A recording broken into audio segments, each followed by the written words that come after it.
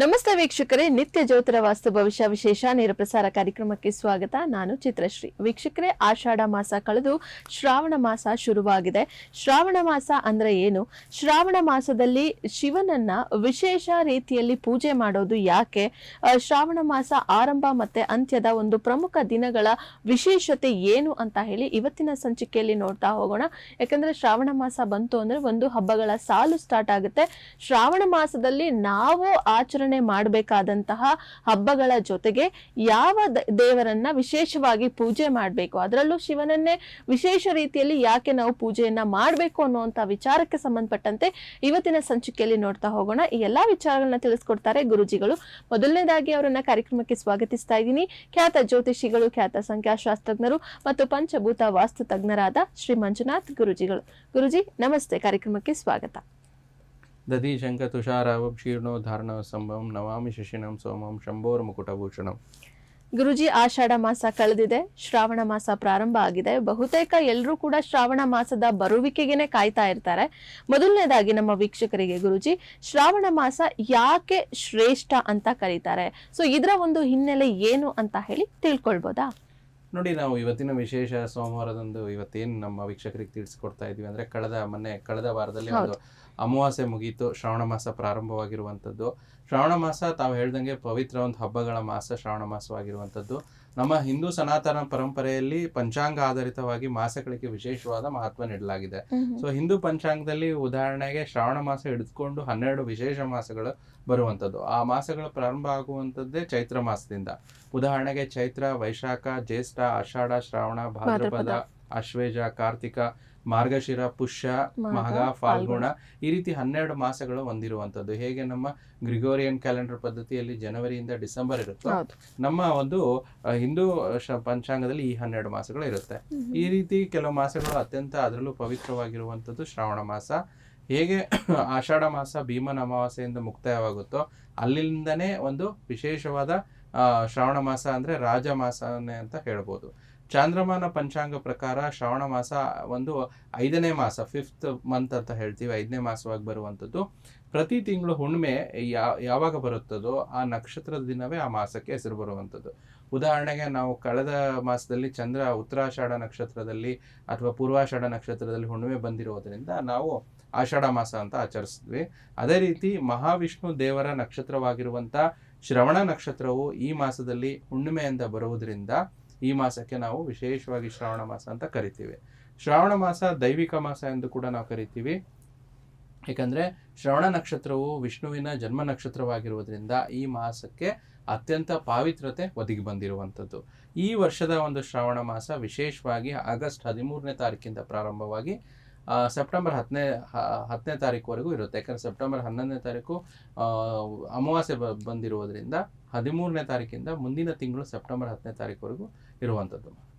ಗುರುಜಿ, ಶ್ರಾವಣ ಮಾಸ ಯಾಕೆ ಶ್ರೇಷ್ಠ ಮತ್ತೆ ಅದರ ಹಿನ್ನೆಲೆ ಏನು ಅಂತ ಹೇಳಿ ತಿಳಿಸ್ಕೊಟ್ಟಿದ್ರ. ಇನ್ನು ಅದರ ಮುಂದುವರೆದ ಭಾಗವಾಗಿ ಶ್ರಾವಣ ಮಾಸದಲ್ಲಿ ಪ್ರತಿಯೊಬ್ಬರ ಆಚಾರ ವಿಚಾರ ಹೇಗಿರ್ಬೇಕು, ಜೊತೆಗೆ ಶ್ರಾವಣ ಮಾಸದ ವಿಶೇಷತೆ ಏನು ಅಂತ ಹೇಳಿ ನಮ್ಮ ವೀಕ್ಷಕರಿಗೆ ತಿಳಿಸ್ಕೊಡಿ. ನೋಡಿ, ಶ್ರಾವಣ ಮಾಸ ತುಂಬಾ ವಿಶೇಷವಾಗಿ ರೋಮಾಂಚನಕಾರಿಯಾಗಿರುವಂಥದ್ದು. ಅದರಲ್ಲಿ ವಿಶೇಷ ಆಧ್ಯಾತ್ಮಿಕ ಆಸಕ್ತಿ ಯಾರಿರ್ತಾರೋ ಅವರಿಗೆ ಉಳ್ಳವರಲ್ಲಿ ತುಂಬಾ ಒಳ್ಳೆಯ ಒಂದು ಆಸಕ್ತಿ ತುಂಬಾ ಚೆನ್ನಾಗಿರುತ್ತೆ. ಶ್ರಾವಣ ಮಾಸದಲ್ಲಿ ಹಬ್ಬಗಳ ಒಂದಾದ್ರ ಮೇಲೆ ಒಂದು ಬರುವಂಥದ್ದು ವಿಶೇಷತೆ ಹೊಂದಿರುತ್ತೆ. ಹಾಗಾಗಿ ಶ್ರಾವಣ ಮಾಸದಲ್ಲಿ ಹಬ್ಬಗಳ ಮಾಸ ಅಂತ ಕರಿತೀವಿ. ಶ್ರಾವಣದ ಅರ್ಥ ಏನಂತಂದ್ರೆ, ನಾವು ವಿಶೇಷ ಈ ಮಾಸದಲ್ಲಿ ದೇವರ ಕತೆ, ಪುರಾಣ, ಪ್ರವಚನಗಳನ್ನ ಆಲಿಸುವಂಥದ್ದು, ಕೇಳುವಂಥದ್ದು, ಇವೆಲ್ಲವೂ ಶ್ರವಣ ಮಾಡಿದ್ರೆ ಸಾಕು ನಮ್ಮ ಪಾಪಗಳು ನಾಶವಾಗುವಂಥದ್ದು, ಮುಕ್ತಿ ದೊರೆಯುವಂಥ ಮುಕ್ತಿ ಮಾರ್ಗದ ಒಂದು ಮಾಸವಾಗಿರುವಂಥದ್ದು. ನೋಡಿ, ನಾವು ಹಿಂದಿನ ಒಂದು ಆಷಾಢ ಮಾಸದಲ್ಲಿ ನಾವೇನು ಮಾಡಿದ್ವಿ, ಒಂದು ಚಾತುರ್ಮಾಸದ ಪ್ರಾರಂಭ ಆಗಿರುವಂಥದ್ದು ಆಷಾಢ ಮಾಸದಲ್ಲಿ ಅಂತ ತಿಳಿಸ್ಕೊಟ್ವಿ. ಶ್ರಾವಣ, ಭಾದ್ರಪದ, ಆಶ್ವೇಜ, ಕಾರ್ತಿಕ ಇವೆಲ್ಲವೂ ಸೇರಿ ಚಾತುರ್ಮಾಸ ಅಂತ ಕರೆಯಲ್ಪಡುವಂಥದ್ದು. ಶ್ರಾವಣ ಮಾಸ ಚಾತುರ್ಮಾಸದ ಅವಧಿಯ ಮೊದಲ ಮಾಸ ಇರುವಂಥದ್ದು. ನಾವು ಮೊದಲೇ ಚರ್ಚಿಸಿದ ವಿಚಾರದಲ್ಲಿ ಶ್ರಾವಣ ಮಹತ್ವ ಏನು ಅಂತಂದ್ರೆ, ಶ್ರಾವಣ ಮಾಸದಲ್ಲಿ ದೇವರ ಪೂಜೆಗೆ ಅತ್ಯಂತ ವಿಶೇಷವಾದ ಒಂದು ಮಾಸ ಅಂತ ಹೇಳ್ತೀವಿ. ಇದರ ವಿಚಾರವಾಗಿ ಈ ಮಾಸದಲ್ಲಿ ಶಿವನಿಗೆ ಅತ್ಯಂತ ಪ್ರಿಯವಾದ ಮಾಸ. ಸೊ ಶ್ರಾವಣ ಮಾಸದಲ್ಲಿ ಶಿವ ಪರಮಾತ್ಮವನ್ನು ಪೂಜಿಸಿದ್ರೆ ಶಿವನಿಗೆ ಬಹುಬೇಗ ಪ್ರಸನ್ನರಾಗ್ತಾರೆ ಅಂತ ಒಂದು ಶಾಸ್ತ್ರದಲ್ಲಿ ಉಲ್ಲೇಖ ಆಗಿದೆ. ಅದರಲ್ಲೂ ವಿಶೇಷವಾಗಿ ಇವತ್ತಿನ ದಿನದಿಂದನೇ ಶ್ರಾವಣ ಸೋಮವಾರ ಉಪವಾಸವಿದ್ದು ಶಿವಾಲಯಕ್ಕೆ ತೆರಳಿ ಶಿವನ ವಿಶೇಷ ಮಂತ್ರಗಳನ್ನು, ಶಿವನ ಪಂಚಾಕ್ಷರಿ ಸ್ತೋತ್ರಗಳನ್ನು ಮಾಡೋದ್ರಿಂದ ಒಂದು ನಿಮ್ಮ ಜೀವನದ ಗುಣಮಟ್ಟ ಸುಧಾರಿಸುತ್ತೆ, ಮನಸ್ಸಿಗೆ ಅತ್ಯಂತ ಶಾಂತಿ ನೆಮ್ಮದಿ ಸಿಗುತ್ತೆ. ಇನ್ನು ಶ್ರಾವಣ ಮಾಸದಲ್ಲಿ ವಿಶೇಷವಾಗಿ ಶಿವನ ಪೂಜೆ ಏಕೆ ಅಂತಂದು ಒಂದು ಪೌರಾಣಿಕ ಕಥೆ ಕೂಡ ಇರುವಂಥದ್ದು. ಪುರಾಣ ಪ್ರಕರಣದಲ್ಲಿ ಅಮೃತಕ್ಕಾಗಿ ದೇವಾನುದೇವತೆಗಳು ದಾನವರು ಸಮುದ್ರ ಮಂಥನ ಮಾಡ್ತಾ ಇದ್ರು. ಸೊ ಆ ವಿಚಾರದಲ್ಲಿ ಈ ಸಂಗತಿಗಳನ್ನು ಆಗ 14 ರೀತಿಯ ರತ್ನಗಳು ದೊರೆಯುವಂಥದ್ದು. ಅದು 13 ರತ್ನಗಳು ದೇವತೆಗಳು ಮತ್ತು ದಾನವರಲ್ಲಿ ಹಂಚ್ಕೊಳ್ತಾರೆ. ಆದರೆ ಉಳಿದ ಒಂದು ರತ್ನ ಅದೇವೇ ಹಾಲಾಹಲ. ಸೊ ಈ ಹಾಲಾಹಲ ಇಡೀ ಬ್ರಹ್ಮಾಂಡವನ್ನು ನಾಶಪಡಿಸುವಂಥ ಕ್ಷಮತೆ ಹೊಂದಿರುತ್ತೆ. ಆಗ ಬ್ರಹ್ಮಾಂಡವನ್ನು ಸಂರಕ್ಷಿಸಲು ಶಿವ ಪರಮಾತ್ಮರು ಹಾಲಾಹಲನ್ನೇ ಸೇವಿಸ್ತಾರೆ. ಆಗ ಪಾರ್ವತಿ ದೇವು ಹಾಲಾಹಲ ಒಂದು ಶಿವನ ದೇಹ ಪ್ರವೇಶಿಸುವ ಮೊದಲು ಶಿವ ದೇವರ ಒಂದು ಗಂಟಲಿನಲ್ಲಿ ಒತ್ತಿ ಹಿಡಿಯುತ್ತಾರೆ. ತಕ್ಷಣವೇ ಏನಾಗುತ್ತೆ, ಹಾಲಾಹಲ ಶಿವದೇವರ ಗಂಟಲಿನಲ್ಲಿ ಉಳಿದುಕೊಳ್ಳುತ್ತೆ. ಇದರಿಂದಾಗಿ ಶಿವ ಪರಮಾತ್ಮರಿಗೆ ತುಂಬ ವಿಶೇಷವಾಗಿರುವಂಥ ನೀಲಕಂಠ ಅಂತ ಹೆಸರು ಬರುವಂಥದ್ದು. ಜಗತ್ತಿನ ಉಳಿವಿಗಾಗಿ ಒಂದು ಶಿವ ಪರಮಾತ್ಮರು ಹಾಲಾಹಲವನ್ನೇ ಕುಡಿದಿದ್ದು ಇದು ಪವಿತ್ರವಾದ ಶ್ರಾವಣ ಮಾಸದಲ್ಲೇ ಕುಡಿದಿರುವಂಥದ್ದು. ಅದಕ್ಕೆ ಶಿವನ ಈ ಒಂದು ಅದ್ಭುತವಾದ ಗುಣವನ್ನು ಪರಿಗಣಿಸಿ ಶಿವನ ಆರಾಧನೆಗೆ ಶ್ರಾವಣ ಮಾಸ ಅತ್ಯಂತ ಪ್ರಾಮುಖ್ಯತೆಯನ್ನು ಕೊಡಲಾಗಿರುವಂಥದ್ದು. ಈ ಕುಡಿದ ಹಾಲಾಹಲ ಪರಿಣಾಮ ಕಡಿಮೆ ಮಾಡಲು ಎಲ್ಲ ದೇವಾನುದೇವತೆಗಳು ಶಿವನ ಮೇಲೆ ಗಂಗಾ ಜಲದ ಅಭಿಷೇಕ ಶ್ರಾವಣ ಮಾಸದಲ್ಲಿ ಮಾಡ್ತಾ ಬಂದರು ಪುರಾಣದ ಪ್ರಕಾರದಲ್ಲಿ. ಇದೇ ಕಾರಣಕ್ಕಾಗಿ ಶಿವ ಪರಮಾತ್ಮನಿಗೆ ಶ್ರಾವಣ ಮಾಸ ಶಿವನಿಗೆ ಜಲಾಭಿಷೇಕ ಮಾಡಲು ಅತ್ಯಂತ ಶುಭ ಮಾಸ ಅಂತ ಹೇಳ್ತೀವಿ. ಮತ್ತು ಶ್ರಾವಣ ಮಾಸದಲ್ಲಿ ಶಿವ ದೇವರಿಗೆ ಸಮರ್ಪಿಸಲು ಒಂದು ಪ್ರಮುಖ ಕಾರಣ ಕೂಡ ಇದೆ. ಶ್ರಾವಣ ಮಾಸಕ್ಕೆ ಮೊದಲು ಆಷಾಢ ಮಾಸ ಬರುವುದರಿಂದ ಆಷಾಢ ಮಾಸದಲ್ಲಿ ಏನಾಗುತ್ತೆ, ದೈವಶಯನಿ ಏಕಾದಶಿ ಅಂತ ನಾವು ಆಚರಿಸಿದ್ವಿ. ಅಲ್ಲೇನಾಗುತ್ತೆ, ಮಹಾವಿಷ್ಣು ದೇವರು ಯೋಗ ನಿದ್ರೆಗೆ ಜಾರಿರ್ತಾರೆ. ಸೊ ಮುಂದಿನ 4 ತಿಂಗಳು ಮಹಾವಿಷ್ಣು ಯೋಗ ನಿದ್ರೆಯಲ್ಲಿರೋದ್ರಿಂದ ಆಗ ಲೋಕಪಾಲನೆಯ ಜವಾಬ್ದಾರಿ ವಿಷ್ಣು ಭಗವಂತನಿಂದ ಶುಭ ಶ್ರಾವಣ ಮಾಸದಿಂದ ಶಿವ ಪರಮಾತ್ಮರು ಈ ಎಲ್ಲ ಸಮಯದಲ್ಲಿ ಲೋಕ ಕಲ್ಯಾಣಕ್ಕಾಗಿ ಮೀಸಲಿಡ್ತಾರೆ, ಪ್ರಮುಖ ಈ ಚಾತುರ್ಮಾಸದ 4 ತಿಂಗಳಲ್ಲಿ. ಸೊ ಜೊತೆಗೆ ಶಿವ ಪರಮಾತ್ಮರು ಈ ಪವಿತ್ರ ಮಾಸದಲ್ಲಿ ಭಕ್ತರ ಕಷ್ಟ ಕಾರ್ಪಣ್ಯಗಳನ್ನು ಆದಷ್ಟು ಪರಿಹಾರಗಳನ್ನು ಮಾಡಿಕೊಡ್ತಾರೆ ಅಂತ ಒಂದು ದೃಢವಾದ ನಂಬಿಕೆ ಶಾಸ್ತ್ರ ಪುರಾಣದಲ್ಲಿ ಉಲ್ಲೇಖ ಆಗಿದೆ. ಗುರುಜಿ, ಈ ಆಚಾರ ವಿಚಾರದ ಬಗ್ಗೆ ಮತ್ತೆ ವಿಶೇಷತೆ, ಶ್ರಾವಣ ಮಾಸದ ವಿಶೇಷತೆ ಬಗ್ಗೆ ತಿಳಿಸಿದ್ದೀರಾ. ಇನ್ನು ಶ್ರಾವಣ ಮಾಸದ ಆಚರಣೆಯ ವಿಚಾರವಾಗಿ ಜನಸಾಮಾನ್ಯರಿಗೆ ಯಾವ ರೀತಿ ಶುಭ ಲಭಿಸುತ್ತೆ ಅಂತ ಹೇಳಿ ನಮ್ಮ ವೀಕ್ಷಕರಿಗೆ ತಿಳಿಸ್ಕೊಡಿ. ನೋಡಿ, ಇದು ತುಂಬ ಇಂಪಾರ್ಟೆಂಟ್ ಪಾಯಿಂಟ್. ಯಾಕಂದರೆ ಎಲ್ಲರೂ ಅವರವರಿಗೆ ಲಾಭ ಏನು ಅಥವಾ ಅವರವರ ಒಂದು ಅನುಕೂಲಕತೆ ಏನು ಅಂತ ನೋಡ್ತಾರೆ. ನಮ್ಮ ವೀಕ್ಷಕರಲ್ಲಿ ಹೇಳೋದಾದರೆ, ಮಹಾವಿಷ್ಣುವಿನ ಜನ್ಮ ನಕ್ಷತ್ರವಾದ ಶ್ರವಣ ನಕ್ಷತ್ರವು ಶ್ರಾವಣ ಮಾಸದ ಹುಣ್ಣಿಮೆಯಲ್ಲಿ ಬಂದಿರೋದ್ರಿಂದ ದುಷ್ಟ ಶಿಕ್ಷಕ ಸದ್ಗುಣ ರಕ್ಷಕನಾದ ಮಹಾವಿಷ್ಣು ದೇವರು ಅವರ ಪತ್ನಿ ಮಹಾಲಕ್ಷ್ಮಿಯ ದೇವಿಯ ಆರಾಧನೆಗೂ ಸಹ ಶ್ರಾವಣ ಮಾಸದ 4 ವಾರ ಅತ್ಯಂತ ಮಂಗಳಕರ ಅಂತ ತಿಳಿಸಲಾಗಿದೆ. ಸೊ ಶ್ರಾವಣ ಮಾಸದ ಇವತ್ತಿನಿಂದ 4 ಸೋಮವಾರಗಳು ಶಿವ ಪರಮಾತ್ಮನ ಆರಾಧನೆಗೆ, ಮತ್ತು ಮಂಗಳವಾರ ಮಂಗಳ ಗೌರಿಯ ಪೂಜೆಗೆ, ಮತ್ತು ಶುಕ್ರವಾರ ಮಹಾಲಕ್ಷ್ಮಿ ಪೂಜೆಗೆ, ಹಾಗೂ ಶನಿವಾರ ಮಹಾವಿಷ್ಣುವಿನ ಪೂಜೆಗೆ ಮಹತ್ವವಾಗಿರುವಂಥ ದಿನಗಳು ಜನಸಾಮಾನ್ಯರಿಗೆ ಆಗಿರುತ್ತೆ. ಈ ಮಾಸದಲ್ಲಿ ಒಂದೇ ರೇಖೆಯಲ್ಲಿ ಬರುವ 17 ನಕ್ಷತ್ರಗಳು ಉನ್ನತ ಫಲಗಳನ್ನು ನೀಡುತ್ತೆ ಅಂತ ನಮ್ಮ ಜ್ಯೋತಿಷ್ ಶಾಸ್ತ್ರದಲ್ಲಿ ಉಲ್ಲೇಖ ಆಗಿರುವಂಥದ್ದು. ಆದ್ದರಿಂದ ಹೆಚ್ಚು ಶುಭ ಕಾರ್ಯಗಳು ಈ ಮಾಸದಲ್ಲಿ ಜರುಗುತ್ತೆ. ಈ ಮಾಸದಲ್ಲಿ ಧಾರ್ಮಿಕ ಕ್ಷೇತ್ರಗಳಿಗೆ ಯಾರು ಜನಸಾಮಾನ್ಯರು ಭೇಟಿ ನೀಡುವಂಥದ್ದು ಶ್ರಾವಣ ಸೋಮವಾರ, ಶ್ರಾವಣ ಮಂಗಳವಾರ ಮತ್ತು ಶ್ರಾವಣ ಶನಿವಾರಗಳನ್ನು ಹೇಳಿದ ಆಚರಣೆಗಳು ಮಾಡೋದ್ರಿಂದ ವಿಶೇಷವಾಗಿ ಜನಸಾಮಾನ್ಯರ ಇಷ್ಟಾರ್ಥಗಳು ನೆರವೇರುತ್ತೆ. ಮತ್ತು ಪೂಜೆ ಮಾಡಿ ಅವರು ಹರಕೆ ಸಲ್ಲಿಸೋದ್ರಿಂದ ಎಲ್ಲ ಕಷ್ಟ ಕಾರ್ಪಣ್ಯಗಳು ದೂರವಾಗುತ್ತೆ. ಈ 2 ಪ್ರಮುಖ ಹಂತವಾಗಿ ಜನಸಾಮಾನ್ಯರಿಗೆ ಈ ರೀತಿ ಲಾಭಗಳು ದೊರೆಯುತ್ತವೆ. ಗುರುಜಿ, ಇನ್ನು ಶ್ರಾವಣ ಮಾಸದಲ್ಲಿ ಆಚರಿಸುವಂತಹ ಹಬ್ಬಗಳು ಯಾವ್ದ್ಯಾವುದು, ಆಚರಣೆ ವಿಶೇಷವಾಗಿ ಫಲಗಳೇನು ಅಂತ ಹೇಳಿ ನೋಡೋಣ. ಜೊತೆಗೆ ಯಾವ ರಾಶಿಗೆ ಶುಭ ಇದೆ, ಅಶುಭ ಇದೆ, ಮತ್ತೆ ಯಾವ ರಾಶಿಗೆ ತುಂಬಾ ಒಳ್ಳೆಯ ಫಲಗಳು ಶ್ರಾವಣ ಮಾಸದಲ್ಲಿ ಲಭಿಸ್ತಾ ಇದೆ. ನೋಡಿ, ಮೊದಲೇ ವಿಶೇಷ ಅಂದರೆ ಶ್ರಾವಣ ಮಾಸದಲ್ಲಿ ಸೋಮವಾರಗಳಲ್ಲಿ ವಿಶೇಷವಾಗಿ ಶಿವ ಭಕ್ತರು ಉಪವಾಸ ಮಾಡಿ ಶಿವನ ಆರಾಧನೆ ಮಾಡುವಂಥದ್ದು. ಶ್ರಾವಣ ಸೋಮವಾರದಂದು 108 ಬಿಲ್ವ ಪತ್ರೆ ಅರ್ಪಿಸಿ ಶಿವನ ಪೂಜೆ ಮಾಡೋದ್ರಿಂದ ಅತ್ಯದ್ಭುತ ಫಲವಾದ ವಿಶೇಷ ಒಂದು ಅಗ್ನಿತತ್ವ ರಾಶಿಗಳಾದ ಮೇಷ, ಸಿಂಹ ಹಾಗೂ ಧನುಷ ರಾಶಿಯವರು ಪಡೆದುಕೊಳ್ತಾರೆ. ಇನ್ನುಳಿದಂತೆ ವೃಷಭ, ಕನ್ಯಾ, ಮಕರ ರಾಶಿಯವರು ಈ ಶ್ರಾವಣ ಸೋಮವಾರದಂದು ಶಿವ ಪರಮಾತ್ಮರ ದೇವಸ್ಥಾನಕ್ಕೆ ಭೇಟಿ ನೀಡಿ ದರ್ಶನ ಮಾಡುವಂಥದ್ದು. ಇವರು ತುಂಬ ವಿಶೇಷವಾಗಿ ಶಿವ ಸಹಸ್ರನಾಮಾವಳಿ ಅಥವಾ ಶಿವ ಪಂಚಾಕ್ಷರಿ ಸ್ತೋತ್ರವಾದ ಓಂ ನಮಃ ಶಿವಾಯ ಎಂದು ಜಪ ಮಾಡೋದ್ರಿಂದ ಲಾಭಕಾರಿಯಾಗಿದೆ. ಉಳಿದಂತೆ ಮಿಥುನ, ತುಲಾ ಮತ್ತು ಕುಂಭ ಅವಿವಾಹಿತ ಹೆಣ್ಣು ಮಕ್ಕಳು ಶ್ರಾವಣ ಸೋಮವಾರದಂದು ಉಪವಾಸ ಇದ್ದು ಶಿವನ ಆರಾಧನೆ ಮಾಡಿದ್ರೆ ವಿವಾಹ ಭಾಗ್ಯ ಲಭಿಸುತ್ತೆ ಅಂತ ಶಾಸ್ತ್ರದಲ್ಲಿ ಉಲ್ಲೇಖವಾಗಿದೆ. ಇನ್ನು ವಿಶೇಷ ಆಚರಣೆಗಳನ್ನ ನೋಡೋದಾದ್ರೆ ನಮ್ಮಲ್ಲಿ ಶ್ರಾವಣ ಮಾಸದಲ್ಲಿ ಇವತ್ತಿನ ದಿನದಲ್ಲಿ ವಿಶೇಷ ನಾಗ ಚತುರ್ಥಿ, ನಾಗಪಂಚಮಿ ಹಬ್ಬ, ಶ್ರಾವಣ ಮಾಸದ ಆರಂಭಿಕ ಹಬ್ಬಗಳಂತಾದ್ರೆ ಜ್ಯೋತಿಷ್ ಶಾಸ್ತ್ರದ ಪ್ರಕಾರದಲ್ಲಿ ಶುದ್ಧ ಶುಕ್ಲ ಪಂಚಮಿ ಎಂದು ನಾಗರ ಪಂಚಮಿ ಹಬ್ಬ ಆಚರಿಸ್ತೇವೆ. ಶ್ರಾವಣ ಮಾಸದಲ್ಲಿ ಬರುವಂತ ವಿಶೇಷ ಈ ನಾಗರ ಪಂಚಮಿ ಮುಂಬರುವ ಎಲ್ಲಾ ಹಬ್ಬಗಳಿಗೆ ಮುನ್ನುಡಿ ಬರೆಯುವಂಥದ್ದು. ನಮ್ಮ ಪುರಾಣಗಳ ಪ್ರಕಾರದಲ್ಲಿ ದ್ವಾಪರ ಯುಗದಲ್ಲಿ ಜಮಿನಿಯ ರಾಜ ಮಾಡುತ್ತಿದ್ದ ಸರ್ಪ ಸಂಸ್ಕಾರ ಯಾಗ ನಿಂತಿದ್ದು ಇದೇ ನಾಗರ ಪಂಚಮಿ ಎಂದು ಅಂತ ಉಲ್ಲೇಖ ಆಗಿದೆ. ಇದರಿಂದ ಸರ್ಪ ಸಂತತಿ ಉಳಿಯಲು ಕಾರಣವಾಯಿತು. ಸೊ ನಾಗರ ಪಂಚಮಿ ಎಂದು ಶುದ್ಧ ಶ್ರದ್ಧಾ ಭಕ್ತಿಯಿಂದ ನಾಗರ ಕಲ್ಲುಗಳಿಗೆ, ಹುತ್ತುಗಳಿಗೆ ಹಾಲಿರುವಂತ ಪದ್ಧತಿ ಇದೆ. ಈ ಹಬ್ಬಗಳು ಸುಬ್ರಹ್ಮಣ್ಯ ಸ್ವಾಮಿಗೆ ಷೋಡಶೋಪಚಾರ ಪೂಜೆಗಳಿಂದ ಪೂಜಿಸಲಾಗುತ್ತೆ. ಮತ್ತು ನಾಗರ ಪಂಚಮಿ ಎಂದು ಮಾಡುವಂತ ಆಯುಷ್ಯ ಆರೋಗ್ಯ ವೃದ್ಧಿಗಾಗಿ ಸರ್ಪದೋಷದಿಂದ ಮುಕ್ತಿ ಹೊಂತಾರೆ. ಮತ್ತು ಈ ನಾಗರ ಪಂಚಮಿ ವಿಶೇಷವಾಗಿ 17ನೇ ತಾರೀಕು ಇರುವಂತದ್ದು. ಇನ್ನುಳಿದಂತೆ ಅತ್ಯಧಿಕವಾಗಿ ಜಲತತ್ವ ರಾಶಿಗಳಲ್ಲಿ, ಅದರಲ್ಲೂ ಕರ್ಕಾಟಕ ರಾಶಿ, ಮೀನ ರಾಶಿ, ವೃಶ್ಚಿಕ ರಾಶಿಯವರು ವಿಶೇಷವಾಗಿ ವರಮಹಾಲಕ್ಷ್ಮಿ ಹಬ್ಬದಂದು ಮಾಡುವಂತ ಪೂಜೆಗಳು ಒಳ್ಳೆಯ ಫಲ ಲಭಿಸುತ್ತೆ. ವರಮಹಾಲಕ್ಷ್ಮಿ ವ್ರತವು ಹೆಸರೇ ಹೇಳಿದಂತೆ ವರಗಳನ್ನು ನೀಡುವಂತ ಮಹಾಲಕ್ಷ್ಮಿಯ ವಿಶೇಷವಾದ ಒಂದು ವ್ರತ ಆಗಿರುವಂಥದ್ದು.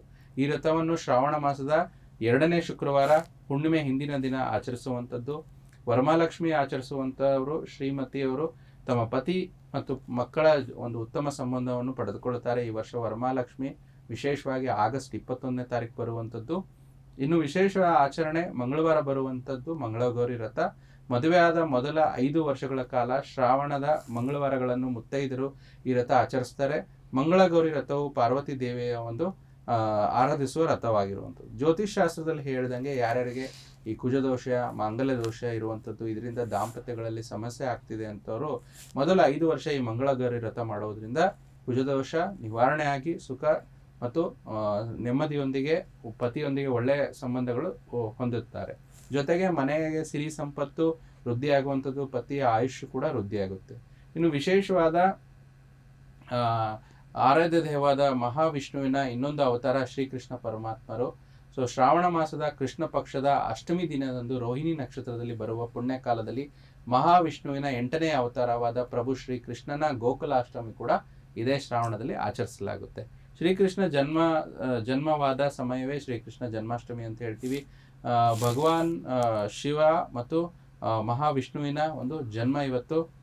ಭಗವಾನ್ ಶಿವನ ಆಶೀರ್ವಾದದಿಂದ ಮಹಾವಿಷ್ಣುವಿನ ಜನ್ಮ ಆಗಿರುವಂಥದ್ದು ಮಧ್ಯರಾತ್ರಿ ಆಗಿರುವುದರಿಂದ ಶ್ರೀಕೃಷ್ಣನಿಗೆ ಗೋಕುಲಾಷ್ಟಮಿ ಅಂತ ಪೂಜಾ ಕೈಂಕರ್ಯಗಳನ್ನು ಮಾಡುವಂಥದ್ದು. ಶ್ರೀಕೃಷ್ಣನಿಗೆ ಪ್ರಿಯವಾದ ಉಂಡೆ, ಚಕುಲಿ ಮತ್ತೆ ಅವಲಕ್ಕಿ ನೈವೇದ್ಯ ಮಾಡುವಂಥದ್ದು ಈ ದಿನ. ಗೋಕುಲಾಷ್ಟಮಿ ದಿನ ವಿಶೇಷವಾಗಿರುವಂಥದ್ದು. ಕೃಷ್ಣ ಜನ್ಮಾಷ್ಟಮಿ ಆಚರಿಸುವುದರಿಂದ ಪಾಪನಾಶ, ಸೌಭಾಗ್ಯ ವೃದ್ಧಿ ಆಗುವಂಥದ್ದು. ಅದರಲ್ಲೂ ಕೃಷ್ಣನ ಬಾಲಸ್ವರೂಪವಾದ ಸಂತಾನ ಗೋಪಾಲ ಸ್ವಾಮಿ ಆರಾಧನೆಯಿಂದ ಯಾರ್ಯಾರು ಸಂತಾನಹೀನರಾಗಿದ್ದೀರಿ, ಸಂತಾನ ಸಮಸ್ಯೆಯಿಂದ ಬಳಲ್ತಿರ್ತೀರಿ, ಅಥವಾ ಕೆಲವರಿಗೆ ತುಂಬಾ ಆಸಕ್ತಿ ಇರುತ್ತೆ ಗಂಡು ಸಂತಾನ ಬೇಕು ಅಂಥವರು ಕೂಡ ಉತ್ತಮ ಪೂಜೆಯಿಂದ ಒಳ್ಳೆಯ ಸಂತಾನ ಮಾಡಬಹುದು. ಈ ವರ್ಷದ ಒಂದು ವಿಶೇಷ ಒಂದು ಗೋಕುಲಾಷ್ಟಮಿ ಕೂಡ ಶ್ರಾವಣ ಮಾಸದಲ್ಲಿ ಜರುಗುವಂಥದ್ದು. ಕೊನೆಯದಾಗಿ ಮತ್ತೆ ಶ್ರೀ ಗುರು ಸೌರಭಮ ರಾಘವೇಂದ್ರ ಸ್ವಾಮಿಗಳ ಆರಾಧನೆ ಕೂಡ ನಮ್ಮ ಒಂದು ವಿಶೇಷವಾಗಿ ಈ ಶ್ರಾವಣ ಮಾಸದಲ್ಲಿ ಬರುವಂಥದ್ದು. ನಮ್ಮ ಒಂದು ಕಡೆ ನಾಡ್ನುಡಿ ಇರುವಂಥದ್ದು ದೇವರೆಂದ್ರೆ ತಿಮ್ಮಪ್ಪ, ಗುರುಗಳೆಂದ್ರೆ ರಾಘಪ್ಪ ಅಂತ ಒಂದು ಹೇಳುವಂಥದ್ದು. ಗುರು ರಾಘವೇಂದ್ರ ಸ್ವಾಮಿ ಆರಾಧನಾ ಮಹೋತ್ಸವ ಕೂಡ ಶ್ರಾವಣ ಮಾಸದ ಒಂದು ಮಹತ್ವದ ಹಬ್ಬ ಆಗಿರುವಂಥದ್ದು. ಶ್ರಾವಣ ಮಾಸ ಕೃಷ್ಣ ಪಕ್ಷದ ಬಹುಳ ತದಿಗೆ ಎಂದು ಗುರು ಸಾರ್ವಭೌಮ ಶ್ರೀ ರಾಘವೇಂದ್ರ ಸ್ವಾಮಿಗಳ ಆರಾಧನಾ ಮಹೋತ್ಸವ ಕೂಡ ನಡೆಯುವಂಥದ್ದು. ಸೊ ರಾಯರ ಬೃಂದಾವನ ಸೇರಿದ ಈ ದಿನವನ್ನು ಮಧ್ಯ ಆರಾಧನೆ ಅಂತ ಕರೆಯುತ್ತೆ. ಸೊ ಈ ವಿಶೇಷವಾಗಿ ಶ್ರಾವಣ ಮಾಸದಲ್ಲಿ ಆಚರಣೆ ಇರುವಂಥದ್ದು. ಮತ್ತೆ ಇನ್ನೂ ವಿಶೇಷ ಆಚರಣೆ ಅಂತಂದ್ರೆ ಸಹೋದರ ಸಹೋದರಿಯರ ನಡುವಿನ ವಿಶೇಷವಾದ ಬಂಧ ವೃದ್ಧಿಸುವ ಅಂತ ರಕ್ಷಾ ಬಂಧನ ಹಬ್ಬ ಆಗಸ್ಟ್ 28ನೇ ತಾರೀಕು ಶ್ರಾವಣ ಮಾಸದ ಪೌರ್ಣಿಮೆ ಈ ದಿನ ಜರುಗುತ್ತೆ. ಈ ದಿನದಂದು ಸಹೋದರ ಮತ್ತು ಸಹೋದರಿಯರು ರಾಖಿಯನ್ನು ಕಟ್ಟಿ ಸಹೋದರನ ದೀರ್ಘ ಆಯುಷ್ಯಕ್ಕೆ ಪ್ರಾರ್ಥನೆ ಮಾಡ್ತಾರೆ. ಈ ಒಂದು ಆಗಸ್ಟ್ 28ನೇ ತಾರೀಕು ಇರುವಂಥದ್ದು. ಇನ್ನು ಕೊನೆಯದಾಗಿ ಶ್ರಾವಣ ಶನಿವಾರ ಆಚರಣೆಗಳು. ಶ್ರಾವಣ ಮಾಸದಲ್ಲಿ ಸೋಮವಾರಗಳಂತೆ ಶನಿವಾರ ಕೂಡ ಮುಖ್ಯ ಆಗುತ್ತೆ. ನಾವು ಅವಾಗಲೇ ತಿಳಿಸ್ದಂಗೆ ಶ್ರಾವಣ ಮಾಸದಲ್ಲಿ ಬರುವಂಥ ಶನಿವಾರಗಳು ಸಂಪತ್ತು ಶನಿವಾರ ಅಂತ ಹೇಳ್ತೀವಿ.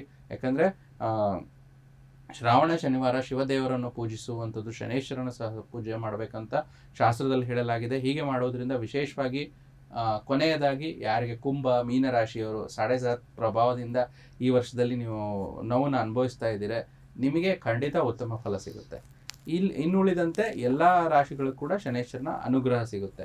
ಸೊ ಈ ರೀತಿ ಇನ್ನು ಕೊನೆಯ ಆಚರಣೆ ಅಂತಂದ್ರೆ ಅದು ಉಪಕರ್ಮ ಅಂತ ಹೇಳ್ತೀವಿ. ಶ್ರಾವಣ ಮಾಸದ ಶ್ರವಣ ನಕ್ಷತ್ರದಲ್ಲೂ ಬ್ರಾಹ್ಮಣರಲ್ಲಿ ಉಪಕರ್ಮವನ್ನು ಆಚರಿಸಲಾಗುತ್ತೆ. ಯಾರ್ಯಾರು ಜನವಾರ ಧಾರಣೆ ಮಾಡಲು ಇವತ್ತು ಒಂದು ತುಂಬ ಒಳ್ಳೇದಿರುತ್ತೆ. ಅದಲ್ದಿರ ಲೋಕಮಾತೆಯಾದ ಗಾಯತ್ರಿ ದೇವಿಯ ಪೂಜಿಸಿ ಜ್ಞಾನ ಅರ್ಜನೆ ಮಾಡಿಕೊಳ್ಳುವಂಥದ್ದು ಶಾಸ್ತ್ರದಲ್ಲಿ ಉಲ್ಲೇಖ ಇದೆ. ಇಷ್ಟೆಲ್ಲ ಹಬ್ಬಗಳು ಮತ್ತು ಈ ದ್ವಾದಶ ರಾಶಿಗಳಿಗೆ ನಾನು ತಿಳಿಸ್ಕೊಟ್ಟೆ. ಈ ಇಷ್ಟೊಂದು ಆಚರಣೆಗಳು, ಇಷ್ಟೊಂದು ದ್ವಾದಶ ರಾಶಿಗಳ ಒಂದು ವಿಚಾರವಾಗಿ ಅನುಕೂಲತೆಗಳು ಈ ಶ್ರಾವಣ ಮಾಸದಲ್ಲಿ ಲಭಿಸುವಂಥದ್ದು. ಗುರುಜಿ, ಇನ್ನು ಶ್ರಾವಣ ಮಾಸದಲ್ಲಿ ವಿಶೇಷ ರೀತಿಯ ಸೂಚನೆ ನೀವು ನಮ್ಮ ವೀಕ್ಷಕರಿಗೆ ಏನಾದರೂ ಕೊಡ್ತೀರಾ? ನೋಡಿ, ಕೊನೆಯದಾಗಿ ಮುಖ್ಯವಾಗಿ ಬರುವಂಥ ಹಬ್ಬ ಅನೇಕ ಆಗಿರುತ್ತೆ. ಶುದ್ಧ ಅಂತಃಕರಣದಿಂದ, ನಂಬಿಕೆ ಶ್ರದ್ಧೆಯಿಂದ ನೀವು ಈ ಹಬ್ಬವನ್ನು ಆಚರಿಸುವಂಥದ್ದು ಮತ್ತು ತಿಳಿಸಿರುವಂಥ ದಶಾಭುಕ್ತಿಯ ಫಲಗಳು ನಿಮ್ಮ ರಾಶಿ ಅನುಸಾರವಾಗಿ ನಿಮಗೆ ಖಂಡಿತ ಸಿಗುತ್ತೆ. ಕ್ರಮಬದ್ಧತೆಯಿಂದ ಮಾಡಿ, ಯಾರ್ಯಾರಿಗೆ ನಂಬಿಕೆ ಇದೆ, ಶ್ರದ್ಧಾ ಭಕ್ತಿಯಿಂದ ಪಾಲಿಸಿದ್ರೆ ಖಂಡಿತ ಒಳ್ಳೆ ಫಲಗಳು ಲಭಿಸುತ್ತೆ. ಗುರುಜಿ, ಇಷ್ಟೊತ್ತು ಕೂಡ ನಮ್ಮ ಜೊತೆ ಇದ್ದು ಶ್ರಾವಣ ಮಾಸದ ವಿಶೇಷ ಆಚರಣೆಗಳಾಗಿರ್ಬೋದು, ಅದರ ಹಿನ್ನೆಲೆ ಆಗಿರ್ಬೋದು, ವಿಶೇಷತೆ ಆಗಿರ್ಬೋದು, ಮತ್ತೆ ಯಾವ ರಾಶಿಗೆ ಶುಭ ಮತ್ತೆ ಒಳ್ಳೆಯ ಫಲಗಳಿದೆ ಅಂತ ಹೇಳಿ ಹೀಗೆ ಅನೇಕ ವಿಚಾರಗಳನ್ನು ನಮ್ಮ ವೀಕ್ಷಕರಿಗೆ ತಿಳಿಸ್ಕೊಟ್ಟಿದ್ದಾರೆ. ಗುರುಜಿ, ಧನ್ಯವಾದಗಳು. ಸರ್ವೇ ಜನೋ ಸುಖಿನೋ ಭವಂತು, ಸಮಸ್ತ ಸನ್ಮಂಗಳಾನಿ ಭವಂತು. ವೀಕ್ಷಕರೇ, ಇವತ್ತಿನ ಕಾರ್ಯಕ್ರಮವನ್ನ ಇಲ್ಲಿಗೆ ಮುಗಿಸ್ತಾ ಇದ್ದೀವಿ. ಶ್ರಾವಣ ಮಾಸ ಎಲ್ಲರಿಗೂ ಶುಭವಾಗ್ಲಿ, ಶುಭವನ್ನೇ ತರಲಿ ಅಂತ ಹಾರೈಸ್ತಾ ಕಾರ್ಯಕ್ರಮವನ್ನು ಮುಗಿಸೋಣ. ಮುಂದಿನ ಸಂಚಿಕೆಯಲ್ಲಿ ಭೇಟಿಯಾಗೋಣ. ನೋಡ್ತಾ ಇರಿ ಪ್ರಗತಿ ಟಿವಿ, ಇದು ನಿಮ್ಮಿಂದ ನಿಮಗಾಗಿ.